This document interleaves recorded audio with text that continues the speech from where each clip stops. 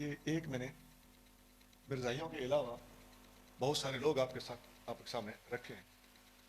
اب ان کے دلائل کیا ہے؟ ان کے دلائل جو مرزا کے ماننے والے ہیں ان کے اور یہ جو ان سے پہلے گزرے ہیں ان سب کے کامن دلائل وہ میں آپ کے سامنے رکھ رہا ہوں. مرزا کے ماننے والوں میں دو فرقے ہو گئے. کتنے ہو گئے؟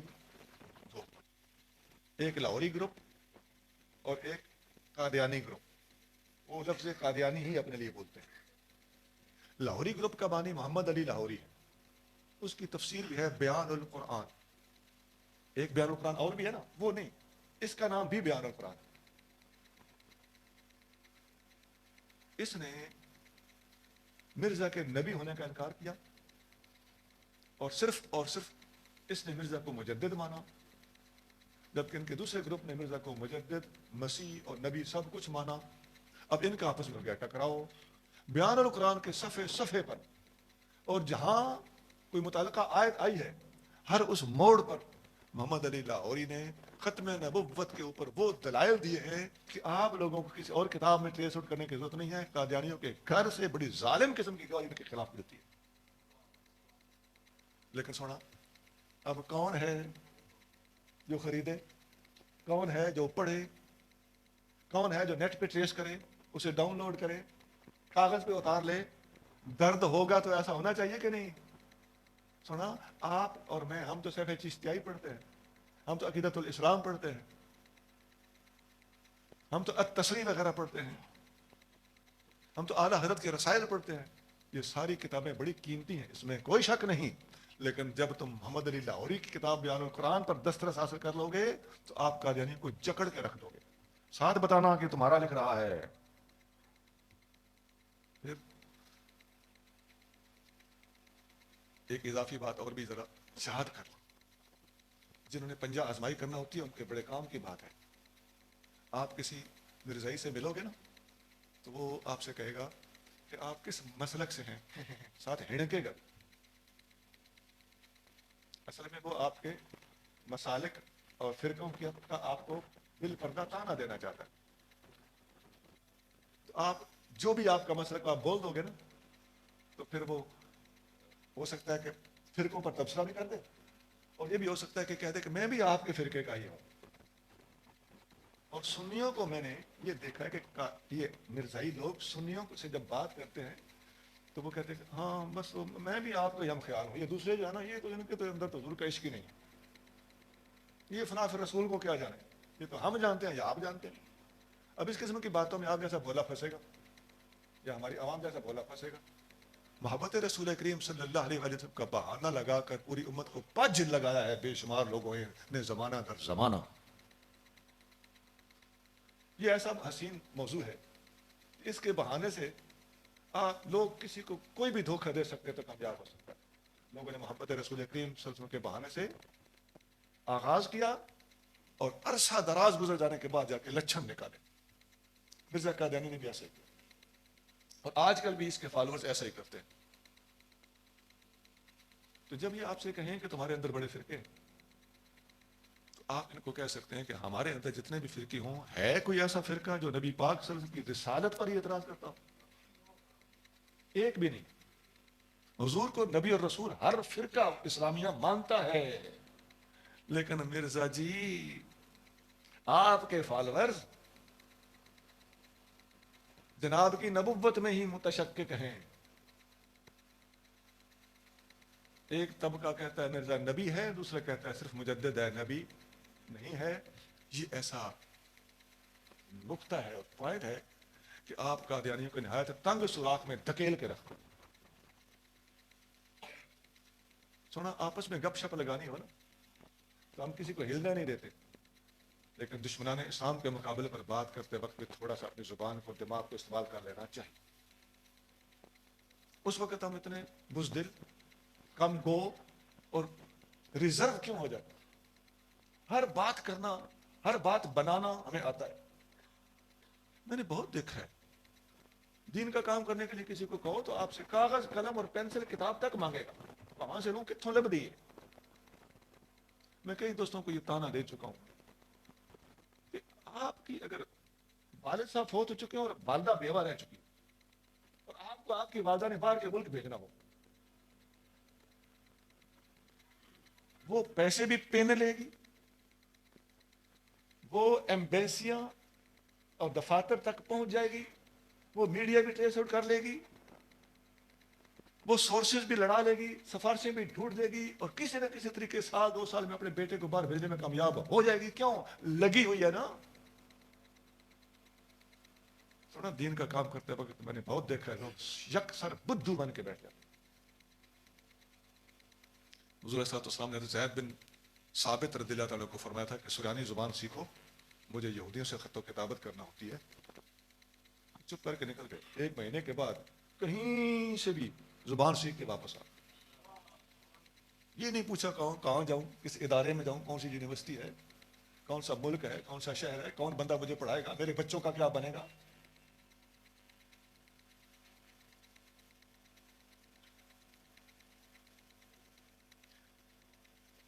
اب آئیے, یہ جو سارے طبقے ہیں ختم نبوت کے منکر لوگ, یہ دلائل کیا دیتے ہیں؟ ان میں سے اکثر لوگ جو دلیل دیتے ہیں وہ یہ دیتے ہیں کہ ہمارا دین فیض والا دین ہے. ہمارے جٹوں کو بلیٹنے کے لیے اور پھنسانے کے لیے بڑی سادہ سادہ باتیں کرتے ہیں. دین وہ جس میں فیض ہو. تو دین اسلام میں جب نبی پاک کے ساتھ سب سے افضل نبی ہیں, تو آپ کریم صلی اللہ علیہ وسلم کے دین میں ہر چیز آگے جاری ہے, ہر طرح کا فیض جاری ہے, تو پھر نبوت کا فیض کیوں نہیں جاری؟ تو بات ستی سی ہے.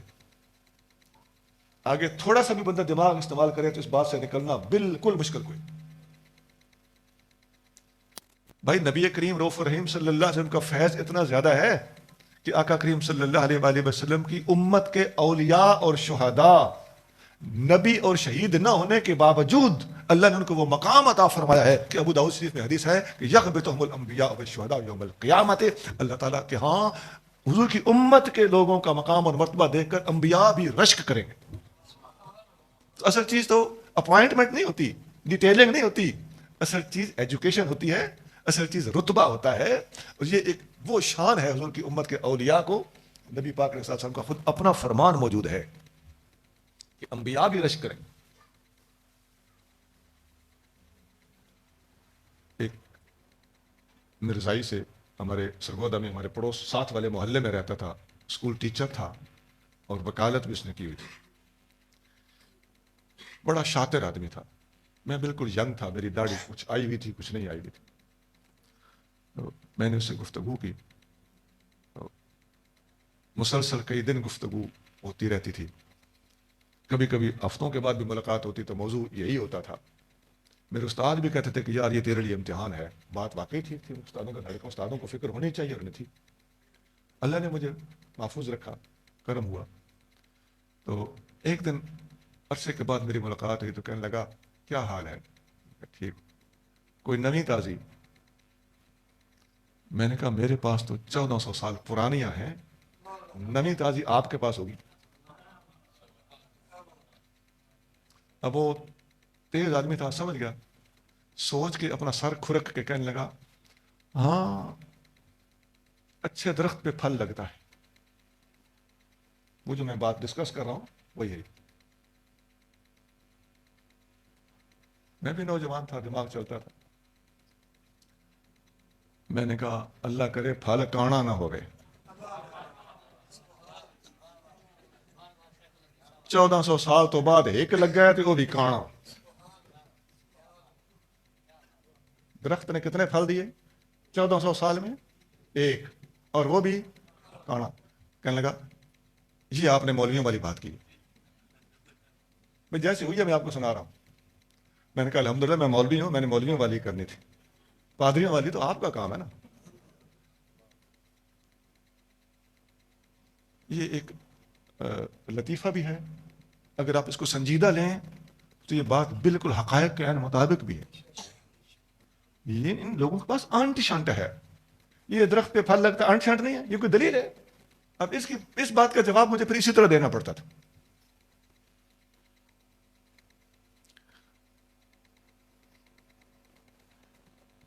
سنا یہ جو منکرین ختم نبوت کے انٹ شنٹ ہیں وہ میں آپ کو بتا رہا ہوں، اس قسم کی یہ باتیں کرتے ہیں. ہم قرآن حدیث پر اپنی تیاریاں مرتب اور مکمل کرتے رہتے ہیں، ان کے پاس اس قسم کے چھکے چوکے ہیں. اور عوام کو جب ایک حل چلانے والا آدمی ہے اسے کیا سمجھ آئے گی کانت بنو اسرائیل تسوسہم الانبیاء ولا نبی بعدی، وہ نہیں سمجھے گا. ایک کبوتر اڑانے والا بندہ ہے، اسے کیا پتا ختم نبوت کیا ہے، یا افضلیت شیخین کیا ہے، یا حیات مسیح کیا ہے، ظہور مہدی کیا ہے. سنا ہم لوگوں کے لیول پر اتر کر نہیں سوچتے، جبکہ دشمنان اسلام سب کے سب دشمن، ایک مرزائی نہیں، سارے دشمنان اسلام ہماری عوام کو ان کی سطح پر اتر کر قابو کرنے کے چکر میں ہوتے.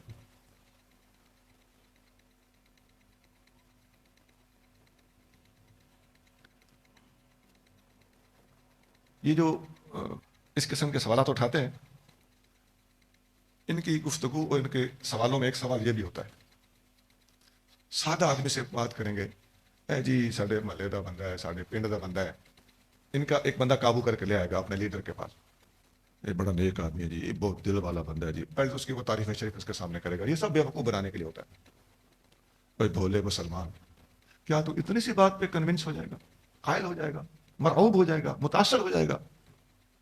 جو بھی آپ کی تعریف تھوڑی سی اپنے کسی کھاتے پیتے لیڈر یا مربی کے پاس لے جا کر، یا کسی مرکزی رہنما کے پاس لے جا کر تھوڑا بہت آپ کو اچھی چائے پلا دے، مٹھائی کھلا دے، پکوڑے سموسے جلیبی بسکٹ کھلا دے، تو اس بات سے اور ایسا ہوتا ہے.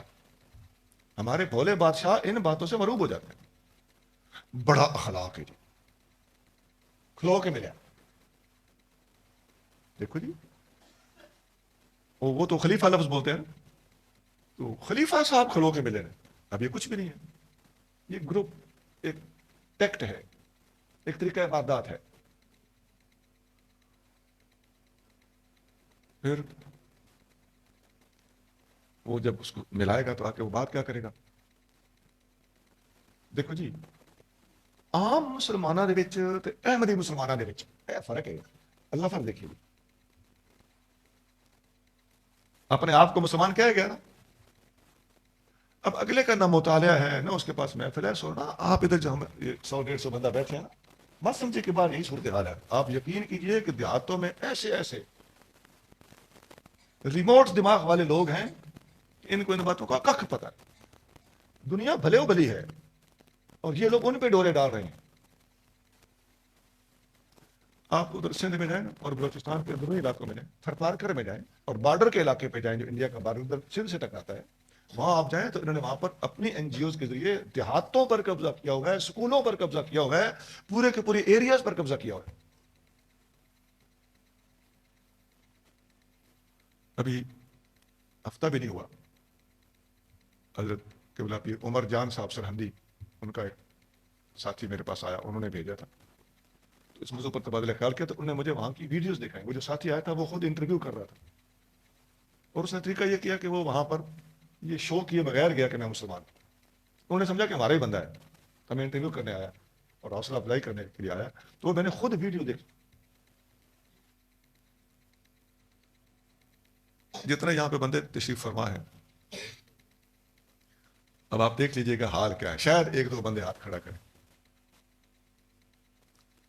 آپ کا کوئی کسی کا پڑوسی کا مرزائی ہے، کسی کا پڑوسی، حالت دیکھ لیجیے، ایک بندہ. اب ایک بندہ اگنوریبل ہے کہ نہیں جی؟ اچھا کسی کے محلے میں مرزائی رہتا ہو، یہ تو وہ سب تھی نا. اب 4 بندے، وہ تو پڑوسی والا آ گیا نا جی، 4 بندے اور ایڈ ہو گئے. اچھا کبھی کسی مرزائی سے آپ کا اس موضوع پر ٹاکرا ہوا؟ اب پھر 4 بندے، 5، وہی 5 بندے جی جنہوں نے پہلے ہاتھ کھڑے کیے تھے. اب باقی جتنے کورس کرنے آئے ہوئے ہیں، علامہ صادق رضا صاحب نے مہربانی کی ہاتھ نہیں اٹھایا. اس کی وجہ یہ تھی کہ وہ جانتے ہیں. میں کہتا ہوں اس قسم کی 20 بھی مثالیں ہمارے پاس ہوں نا، تو حالات کے پیش نظر ہم یہ کہہ سکتے ہیں کہ یہ نہ ہونے کے برابر. جائے کہ 5-6 بندوں نے ہاتھ کھڑے کیے، جن میں ہمارے مبلغ تک موجود ہیں، مرکزی مبلغین میں شمار ہوتے ہیں. یہ وجہ ہے جو میں پہلے کیمرے آف کرا کے میں نے باتیں کی تھیں، ہمیں تھوڑا سا ٹیکنیکل مائنڈڈ ہونا چاہیے، تیز ہونا پڑے گا. ان لوگوں نے سمجھا ہوا ہے یہ اپنے چناب نگر میں تبلیغ نہیں کرتے، یہ جب ڈورا پھینکتے ہیں تو بلوچستان اور سندھ کے ویران علاقوں میں پھینکتے ہیں جہاں علماء کی اپروچ نہیں ہے. اور وہاں کرتے کیا ہے؟ لوگوں کو کنواں کھدوا کے دے دیں گے، نلکا لگوا کے دے دیں گے، کسی کو کوئی پیالی، پرات، ابلے ہوئے چنے اور پھٹا لگا کے دے دیں گے، چلو بیٹھو. ایک بھوکا آدمی ہے، اس کو اتنی سپورٹ مل جائے وہ تو ان کے گن گائے گا. سونا یہاں دلائل نہیں چل رہے، یہاں پر چالاکیاں چل رہی ہیں. ہمیں اس موضوع پر نہایت غیور ہونا پڑے گا. ہمیں اپنے کھاتے پیتے دوستوں کو استعمال کرنا ہوگا.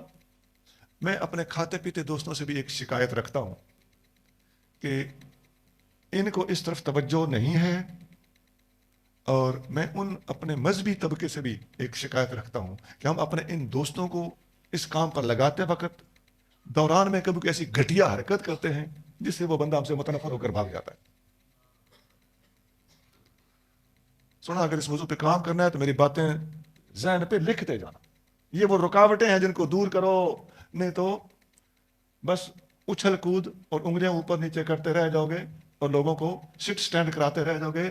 دین کی تبلیغ کا حق ادا کرنا ہے تو نبی کریم صلی اللہ علیہ وسلم کی دی ہوئی حکمت عملی کو زیادہ ملحوظ رکھو. علم سے زیادہ حکمت کی ضرورت ہے.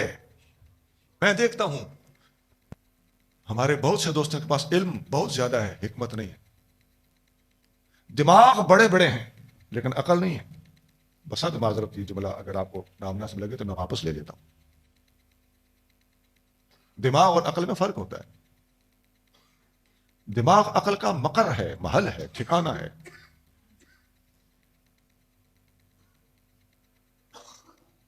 ہمیں حکمت اور عقل دونوں سے کام لینا ہوگا. آپ کا دشمن بہت شاطر ہے، آپ کے دشمنوں کے پاس مرکزی قیادتیں موجود ہیں. کسی کے پاس پورا ملک ہے، اس کے پاس حکومت ہے، اور کسی کے پاس ملک تو نہیں ہے لیکن ملک سے ملتی جلتی قیادت اور پورے کے پورے وسائل موجود ہیں. اپنی محدود خیالیوں سے باہر جھانکیے. اور اس موضوع پر کام کرنا ہے تو علمی کام بے شک ضروری ہے، لٹریری کام بے شک ضروری ہے، لیکن اس سے بڑھ کر تھوڑا سا حکیمانہ سوچ کے مالک بھی بننے کی ضرورت ہے. اچھا، اب عام آدمی کو جب وہ پکڑ کے لے آئے گا تو اس کا مرکزی رہنما ہوگا، تو وہ کہے گا جی عام مسلمانوں میں اور احمدی مسلمانوں میں یہ فرق ہے کہ عام مسلمان کہتے ہیں کہ امام مہدی نہیں آئے اور احمدی مسلمان کہتے ہیں کہ امام مہدی آ گئے ہیں. مجھے تو ایسی بات ہے جی. اب جس کو کچھ پتہ نہیں کہ نبوت کا دعویٰ یہ کرتا ہے، مسیح کا دعویٰ یہ کرتا ہے، مہدویت کا دعویٰ یہ کرتا ہے، مسیحیت اور مہدویت ان کے اندر کس قدر منافات ہے، اور مطلق نبی کا لفظ یہ استعمال کرنا نبی کریم صلی اللہ علیہ وسلم کے بعد یہ کتنا خلاف شرع اور خطرناک ہے. اس جٹ کی بلا جانے، اس نے تو امام مہدی کا نام سنا ہوا ہے. وہ کہے گا اچھا اتنی ساری گال ہے، ہاں جی اور کوئی ایسی گال نہیں. چاہو آگے پوا کے لے آیا اس نے، لفٹ اس نے پہلے اس کو کرائی ہوئی ہے، نوکری کا لارا اس نے پہلے اس کو لگایا ہوا تھا. ہو سکتا ہے یہ بندہ پہلے 2-3 سال سے اس کا چوکیدار ہو. ایسا بھی ہوتا ہے. یہ ڈپلائے کرتے ہیں ہمارے بندوں اور 2-3 سال تک ان سے اس موضوع پر کوئی بات نہیں کرتے، اور بعد میں جا کر اس کی بیٹی کی شادی ہے کہ 7.5 کام ہے تو 10 ہی. ابھی بھی بات نہیں کی، دورہ کسی اور طریقے سے پھینک رہا ہے. اب بتائیے، اب ہم لنگر تو جاری کر سکتے ہیں، پیسہ انڈیل سکتے ہیں، اور لنگر جاری کرنا مشکل بھی کوئی نہیں ہوتا. جو لنگر جاری کرتا ہے اس کو لنگر کے نام پہ بہت کچھ بیک ڈور سے ملتا بھی رہتا ہے. لیکن ختم نبوت کے موضوع پر اللہ کریم نے جس کو درد عطا کیا ہوا ہے اس کے سینے پہ چھریاں چلتی، اس کے اندر باہیں بھڑکتی ہیں. کہ اس موضوع پر کام کرنے کے لیے ہمارا دماغ کہاں چلا گیا. ہم نے دشمن کو اکارڈنگلی ڈیل کیوں نہیں کیا. وَأَعِدُّوا لَهُم مَّا اسْتَطَعْتُمْ, جتنی استطاعت ہو. استطاعت کا تعلق اسلحہ سے بھی ہے اور استطاعت کا تعلق ٹیکنیکل طریقہ ہے کار سے بھی ہے. سنا, اس ذہن کا بننا ہے تو ختم نبوت پہ کام کیجئے, ورنہ خانہ پوری کا کوئی فائدہ نہیں. بہت کچھ مضامین, کتب, مقالے, رویدادیں لکھی جا چکی ہیں. بزرگوں کی خدمات کو بھی اجاگر کرنے کے لیے ہم نے بڑے بڑے سیشنز اور پیریڈز رکھے ہیں. میں ان باتوں کی افادیت کی نفی نہیں کر رہا, الزام نہ لگانا. میں بتا رہا ہوں کہ اصل ٹارگٹ پہ ہٹ کرنے کے لیے یہ چیزیں بالکل ناکافی. بعد میں لوگ شاباش دیں گے, جی ماشاءاللہ مبارک ہو جی, بڑا مجمع تھا, بڑا اچھا تھا, خاص طور سے فلاں خطاب بڑا اچھا تھا. ان باتوں کا این ممکن ہے کہ ان باتوں پر ہمیں ثواب مل جائے, لیکن ثواب بھی میں نے مان لیا, سواد بھی میں نے مان لیا, لیکن افادیت میں نہیں مانتا جو ہونی چاہیے تھی.